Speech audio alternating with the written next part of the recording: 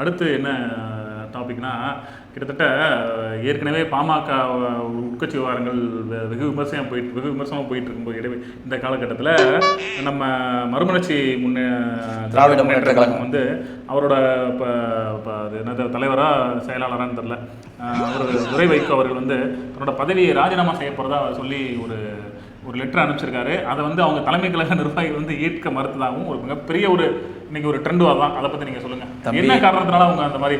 தம்பி, இது வந்து குடும்ப சண்டை மாதிரி பாட்டாளி மக்கள் கட்சியில் போச்சு. ஆனால் அது கடைசியில் அரசியலாக மாறி 2 பக்கம் பிச்சுக்கோ பிடிங்கன்னு போயிட்டு இப்போ பார்த்தா மறுபடியும் ஒன்று சேர்ந்து வந்துட்டாங்க. இது ஒரு அரசியல் நாடகம் தம்பி. அதுலேயும் அப்பா மகனுக்கு சண்டை, இதுலேயும் அப்பா மகனுக்கு சண்டை. இது பிரச்சனைக்கு மூல காரணம் கடைசியில் அவர் திரு மல்லை சத்யா அவர்களை பொறுத்து விட்டாங்க, அவ்வளோதான். ஆனால் அதையும் அவரோட ராஜினாமாவை ஏற்கவில்லைன்னு சொல்லி அவர் அப்பாவே அறிக்கை கொடுத்துருக்காரு. இது என்ன பண்ணுறது? இதில் என்ன விஷயம்னா, கவிஞரவர்களே, தன்னோட மகன் வெளியிட்ட அந்த அறிக்கையை வந்து டிவி மூலமாக பார்த்து தெரிஞ்சுக்கிட்டேன் அப்படின்ற மாதிரி வைக்க ஒரு உருட்டி இருக்காங்க. இன்னைக்கு அரசியல் புறா அப்படிதான். அதே மாதிரி தானே எடப்பாடி பழனிசாமி அவர்களும் மக்கள் தெளிவாயிட்டாங்க.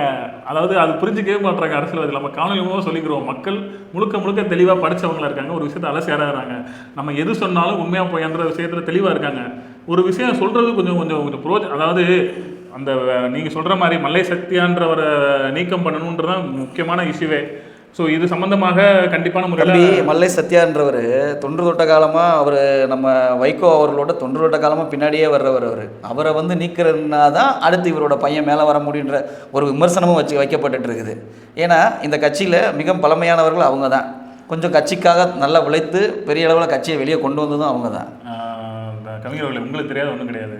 அதாவது மறுமலர்ச்சி திராவிடம் ஆரம்பிக்கப்பட்ட நோக்கம் என்னன்னா, குடும்ப அரசியல் உடைக்கிறதுக்கு தான். கடைசியில் தலைவனே வந்து அவங்க அம்மாவும் பையனை உள்ளே கொண்டு விட்டார். அதை பற்றி அது பாட்டுக்கு போட்டு என்ன நடந்துட்டு போகுது, நம்ம இதுக்கு அதை பற்றி இருந்தாலும் மனசு வலிக்கத்தானே செய்யுது. தெரியுது உங்கள் வலி. கவிஞரை வந்து மறைமுகமாக ஏதோ வலிக்குது, என்னன்னு பார்த்துக்கலாம்.